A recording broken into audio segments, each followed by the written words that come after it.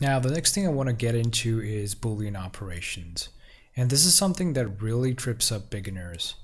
So let's just go ahead and pull up this sphere here. And I'm just going to make sure that's my active mesh. And I'm also going to bring in this cylinder. So let's just collapse this. Now, in order to perform a Boolean operation, you need to make sure that the mesh above has Dynamesh active. So come on over to geometry and just check that and make sure you have Dynamesh active, otherwise this is not going to work. So you can see that we have this tiny little icon here, and so right now it's set to union.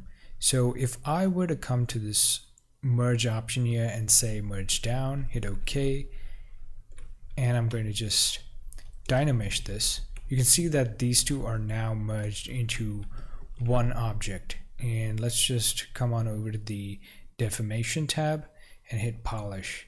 And now you can clearly see that these two have been blended into one object. Now let's try another one. This time let's try to punch a hole into this sphere.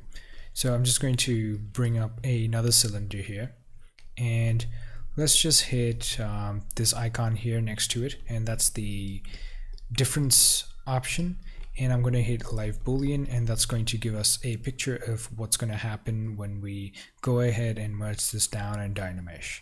So now I'm just going to turn that off for the moment and repeat the process. Just hit merge down, say OK, Dynamesh, and it's now gone ahead and cut a hole into our mesh. Now we can do the same thing for intersecting our mesh, and let's just undo this. And now let's hit live Boolean with the intersect active, and you can see that it gives us this result. So if I go ahead and hit merge down, say OK, and I Dynamesh, we actually don't get that result, and I'm actually not sure why this happens.